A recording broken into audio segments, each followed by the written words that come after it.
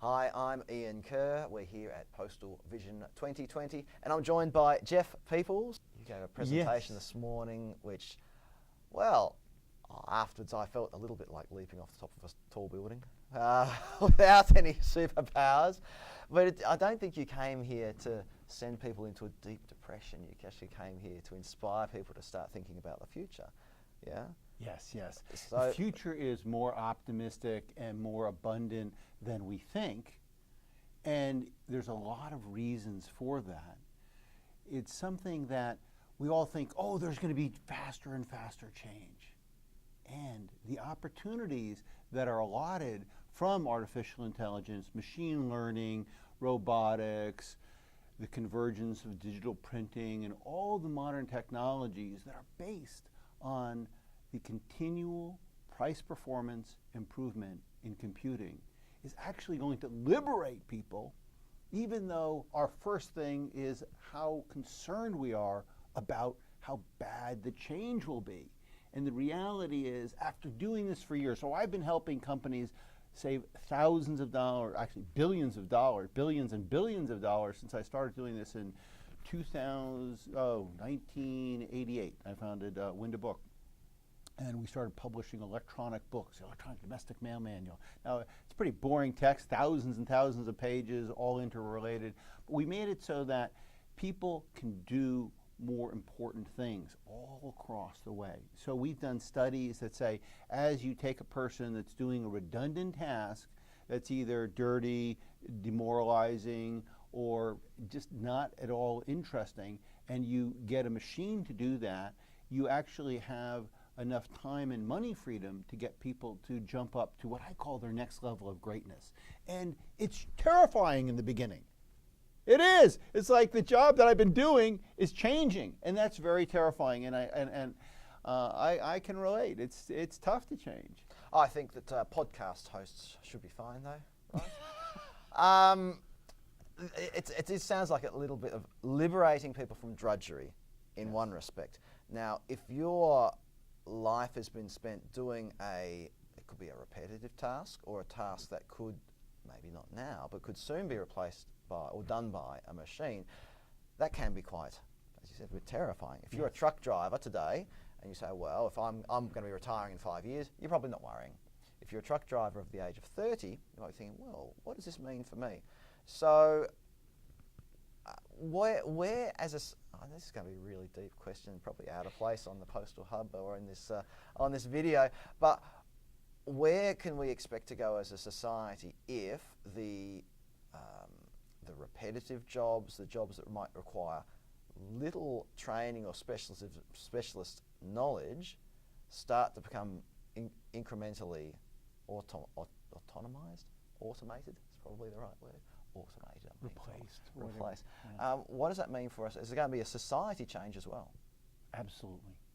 But it's hard to see. If you were a farmer and back in 150 years ago in America, which is what 98% of the population was doing, they were in part of the agriculture, and you said, well, you don't have to worry about it, but your great-grandchildren aren't going to be farming.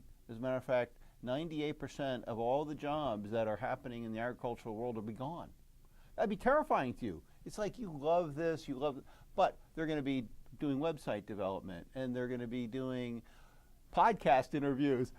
Now, they wouldn't even have an idea about what you're talking about. So most of the things that will be coming in the future are better than you think, but they're different than you think. It's hard for us to see today, 10 years in, because exponential changes are just that way. You know, when you're doubling, you know, if you're doubling 1 to 2 and 2 to 4 and 4 to 8 and 8 to 16, well, it's kind of boring. It's a very small percentage of what's happening. It's just, oh, okay, yeah, this little thing that's happening. But once it starts to grow and you're doubling 2 million to 4 million and 4 million to 8 million of whether it be transactions or whether it be deliveries or whether it be any kind of action like how photography has changed or how soon, like the taxi business. You see, my goodness, it blossomed when Uber and Lyft came in, the number. Now it's going to be disrupted again. And so people are just going to have to realize that we're going to be shifting on a more regular basis, and we're going to be shifting our education. We're going to be spending more time learning. Now, back 150 years ago, so I come from Cambridge, Massachusetts, right between Harvard and MIT, and I will tell you that when 150 years ago, it was such a small percentage of the people were able to get that higher education. Now, with a smartphone, you'll be able to learn things and learn new areas that I can't even imagine right now. 5-10 years from now, there's so many sites, and John Hagel, one of the other speakers, was talking about learning platforms. So we're going to be spending more time learning from podcasts and learning from other areas, because that's what human experience is going to be. It's going to be more of a learning experience. It's going to be more of a adapting. And I think that there are unique things that people do really, really well. They communicate amongst each other. They add value to each other. They can care for each other. They can do things that if you're always doing a manual, meaningless job, you will never have the time and money and freedom to be able to do. So just imagine, if you were 100 years ago and you had to do something your forefathers did, it probably wouldn't be as exciting as the life that you live right now, being able to interview people. And I'm saying that there'll be more meaning in work.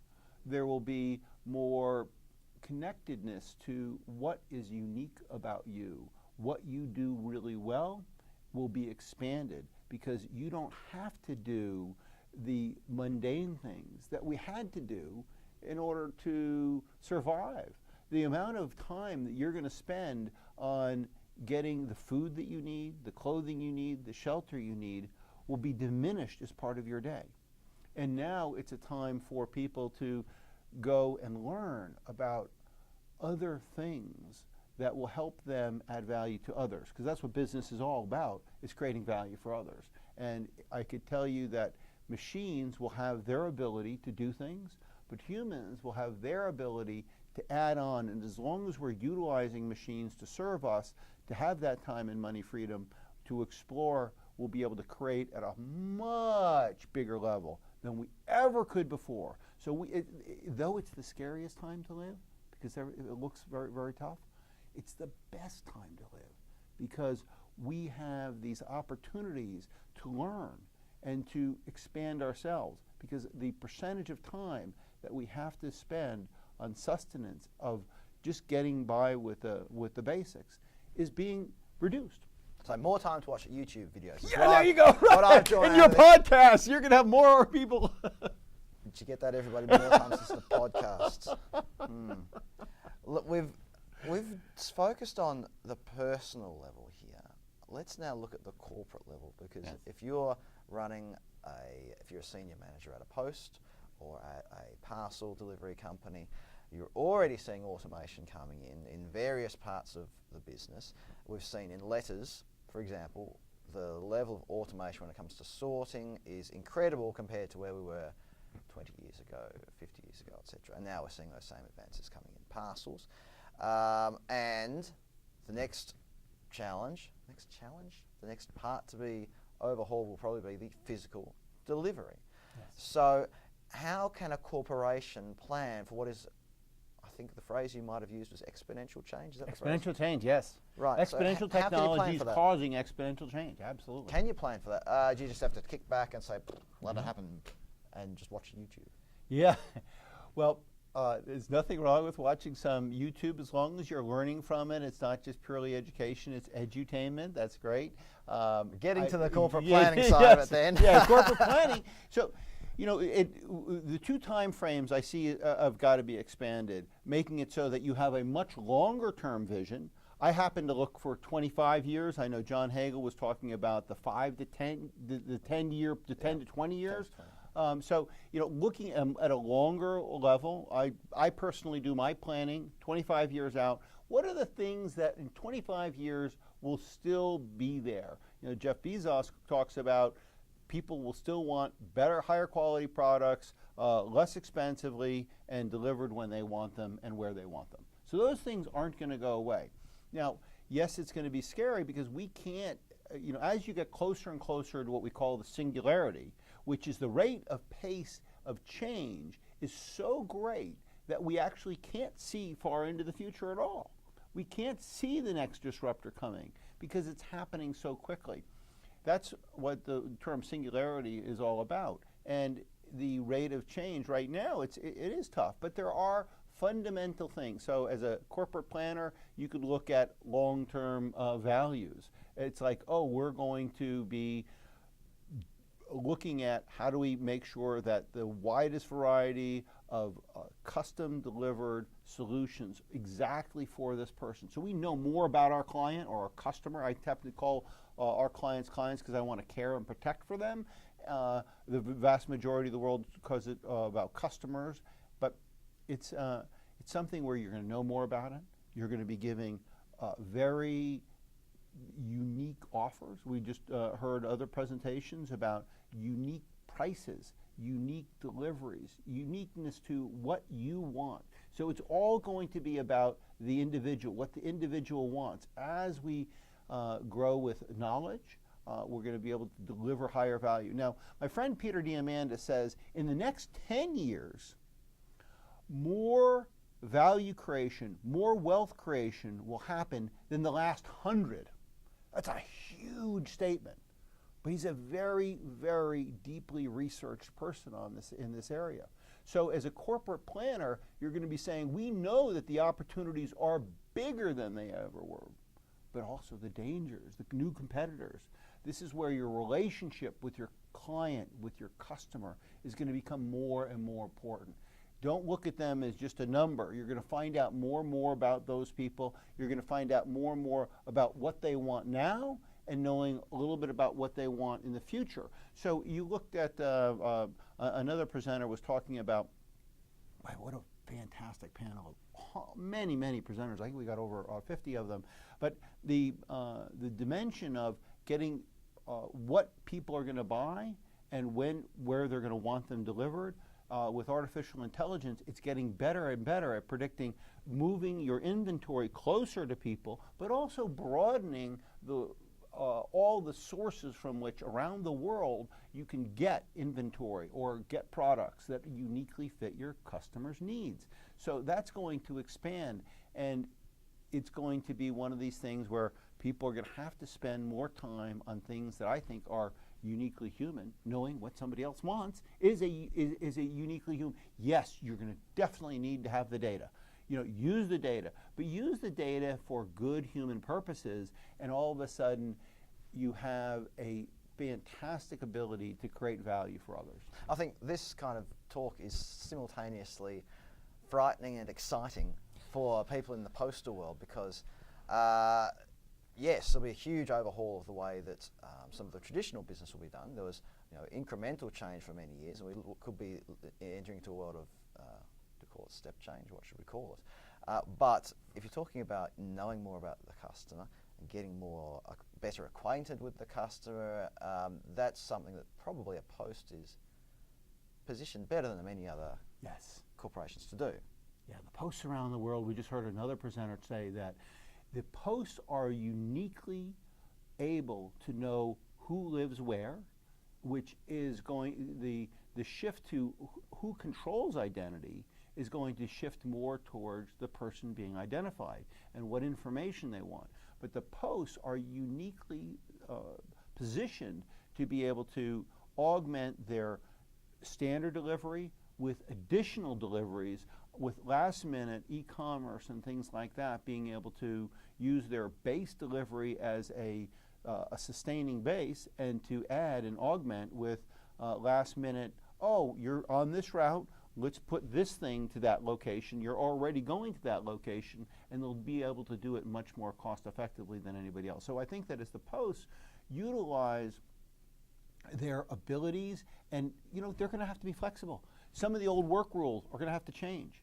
And that's difficult in a highly unionized workforce. Yeah, it is no doubt about it difficult. But it's, if you really care, the purpose for unions was to protect the worker. And we just have to realize that protection of workers and caring for people is slightly different in 2018 than it was in 1918. And so we need to look at, okay, what is really the right thing? It's more of a symbiotic relationship with the host organization, the worker, and the client or the customer, the buyer. So we all got to look at this thing that we're all working in it together. It's not like us against management or and things managing like this transformation is also crucial to maintaining the Post's reputation for trust Yes. as well. So the people will, from outside, will judge the Post on how it manages a transformation, and that judgment will then inform the customer's trust in the Post as well, which will be crucial if that Post is managing more and more personal data.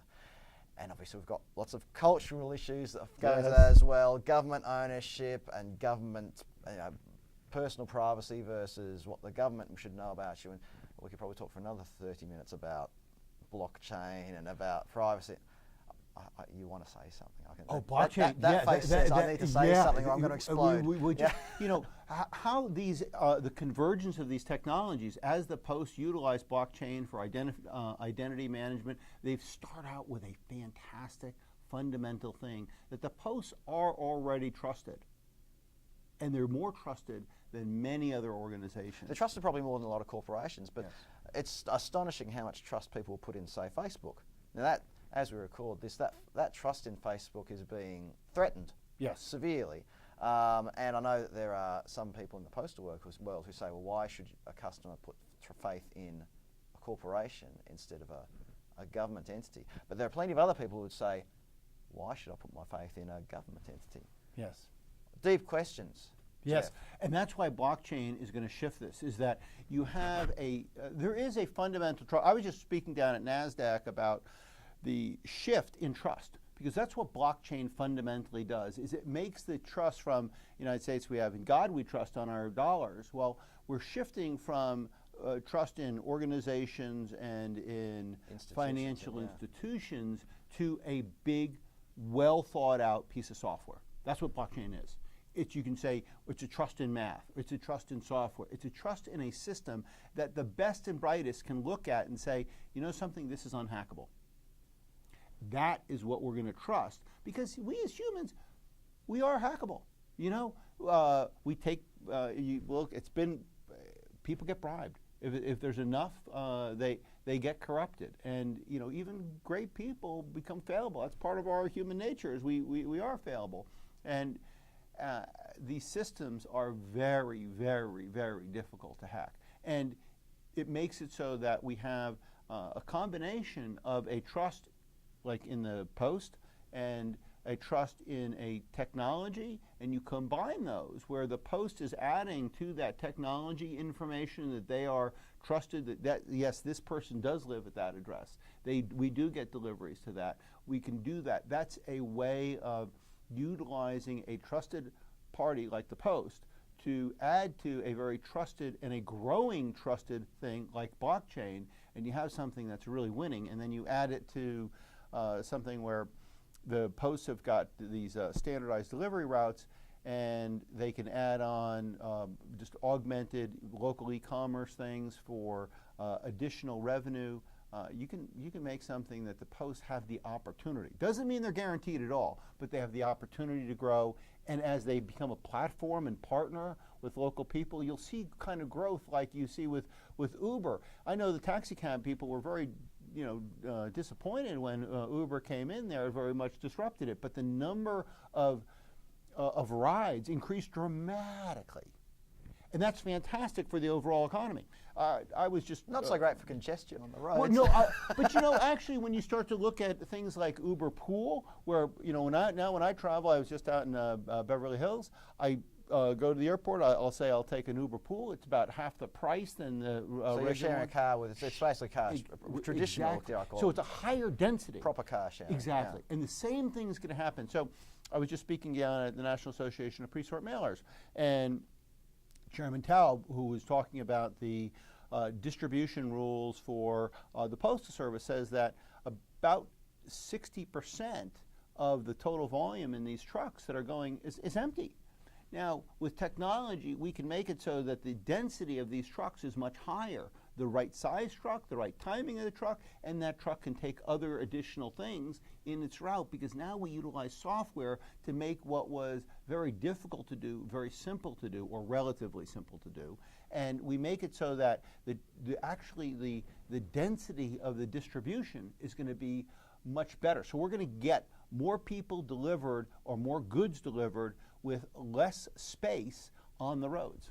So we live in interesting times. The continuing increase, expansion, exponential capacity increase for computing will benefit the postal sector, the delivery sector somehow. We've just got to be brave enough to grab the horns of the bull. I'm really mixing metaphors today, everybody. Grab the horns of the bull, ride the wave, I don't know.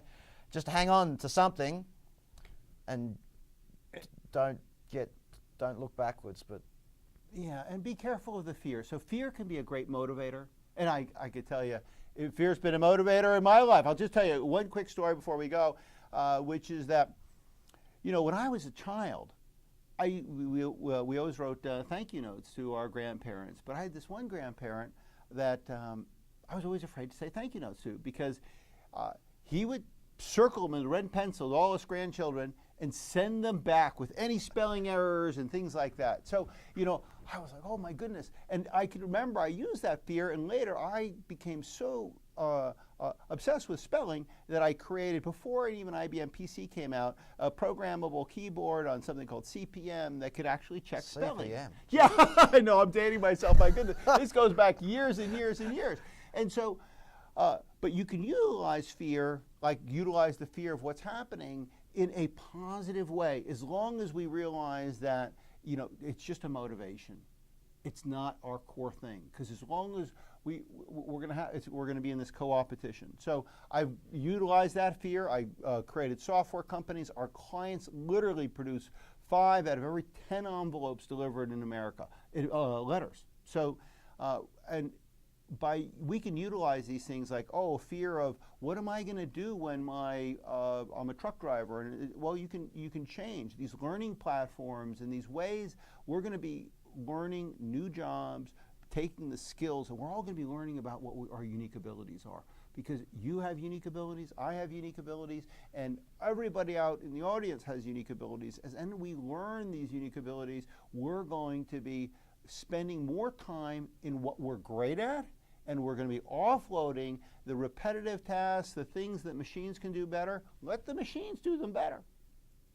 But we're going to be doing the creative things. I think that's going to be a fantastic flourishing of purpose, of people really living in what they were, you know, in their purpose. And it's just so much better of a world to live in. But you got to go through the Fury transition. So I reckon that's the right note for us to end on. Yes. Jeff Peoples from Window Book, thank you very much for joining us today. Pleasure.